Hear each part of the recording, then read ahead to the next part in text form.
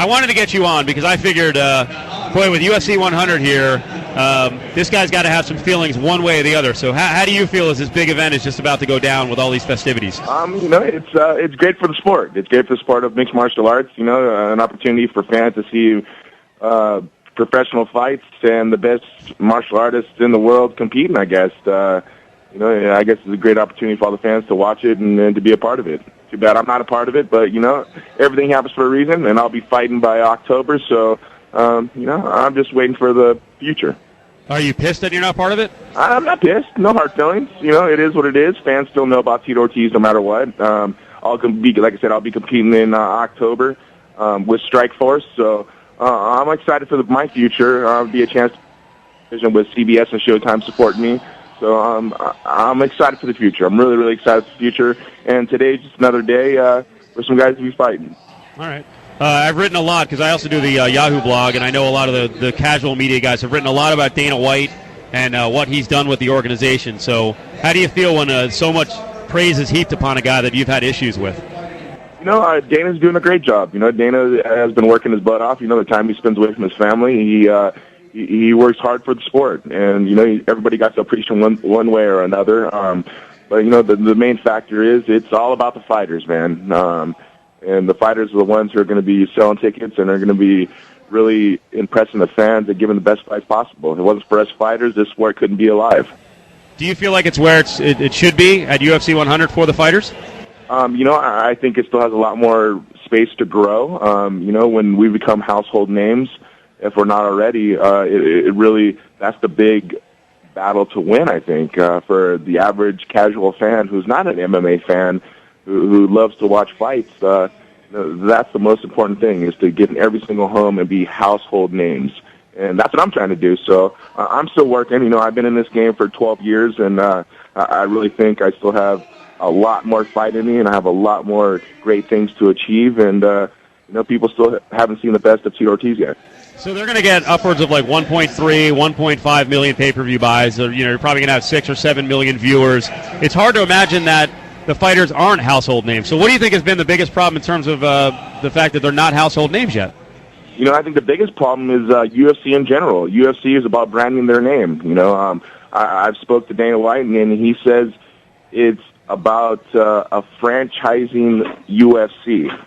Now, the key word was franchising UFC, not franchising the fighters in general. And that's what it should be about. We're the guys get inside the cage and fight against each other to, show the fans how great we are as athletes. And I think when it comes that, and Strikeforce is the one who's working towards that, is making superstars, not worrying about their brand. And I think that's the most important thing about this sport is making superstars.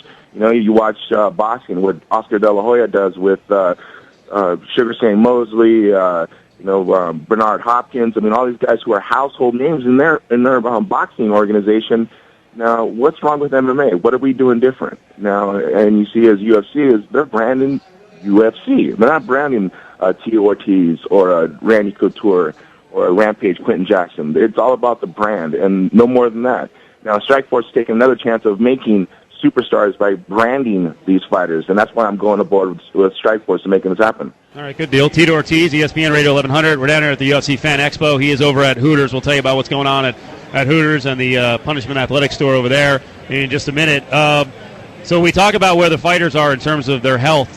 When you look at guys like Chuck, who just turned 40, Randy, who's 46, Mark Coleman, who's in his mid-40s, are they where they should be in terms of financial stability? Are they set, or did they get cheated? Well, I guess the obvious question or the obvious answer is they're still fighting. So I guess they're not too set on their money, I guess. They're still fighting to pay their bills. And when I'm that age, like I said, I'm only 34 years old, so I'm going to be set and, financially stable now and when I get to that age. So I really see them as they're still trying to fight to pay their bills. I think I've paved the way for a lot of the fighters now and for the future of so much stuff that I've done. Of course I expected it to be this big. It's just an opportunity to fans to see what type of athletes we really were. In the very beginning, it was marketed as the most barbaric and most brutal sport alive. It wasn't called a sport. It was more of a sports entertainment of people say, what do you do? I go, I do Ultimate Fighting Championship. Oh, they go, oh, that crazy stuff inside the cage. They didn't understand it. But once they got educated on what the martial arts that we train in, they really respected us as pro athletes. And I'm happy for what it is. And if it wasn't for the fans, the sport wouldn't be where it is right now. Yep, and the fan base is gigantic and it's growing. So is a guy, you talk about entertainment, but also, there was a freak factor that was kind of pitched in the past. Is it a bad thing to have Brock Lesnar involved? No, not at all. Brock, he's done the work. He's put his time down, and you got to understand, before he got into professional wrestling, he was a collegiate wrestler. He wrestled, I believe, for Minnesota University, and he gives a great opportunity for a lot of younger athletes who are in collegiate wrestling to have a bright future. And I've done the same thing too, myself and Randy Couture, because we came from wrestling backgrounds. In amateur wrestling, you don't have much of a future before mixed martial arts. It was about either you're going to be a wrestling coach or you're going to get into professional wrestling. If you weren't big enough to get into professional wrestling, there was nothing else to do. You did 4 years of college wrestling for pretty much just to get your degree, and no more than that. You're going to be a high school wrestling coach. Now, mixed martial arts, where it is today, you got to thank guys like Brock Lesnar, myself, and Randy Couture for giving guys a bright future. It really comes down to now amateur wrestlers have a future in being professional athletes, and mixed martial arts is what gives them that job. So you're 100% done with UFC. The contract's up. Non-compete is done. You're with Strikeforce. Right there. You said the words. You took them out of my mouth. It just really comes down to a respect value, and they don't respect me. They don't cherish me at all. They disrespect me time and time again. And it's fine. I wish the world luck to them. They're going to continue to dominate in the sport. They're going to take advantage of fighters. They're going to do what they can do to make their company successful. And I'm going to go do the same thing with Strikeforce. I'm going to make Strikeforce successful, either if I die trying to do it or if I get it done no matter what. All right. How soon can you fight? And would the first fight would you want Fedor? First fight, nope. I don't want Fedor yet. I still think I have a little time to really get my skills finely tuned. Like I said, I just got back off of back surgery 9 months ago, so I'm going to do a 4-fight deal with Strike. By the last fight, I believe I'll be fighting Fedor. I want to get him at a catch weight at 210.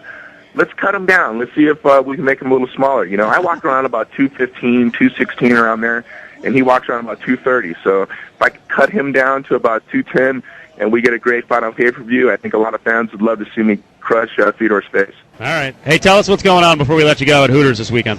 Yep, of course, right now we're actually at Hooters pool, and all the Hooter girls are down here. My beautiful girl Jenna's with me, and we're having a great pool party. And, of course, tomorrow from 12 to 4 o'clock, I'll be doing a signing at the Hooters at my punishment store because UFC wouldn't let me go to the Fan Expo. And I feel very sorry for all my fans, so that's why I'm doing a signing at Hooters.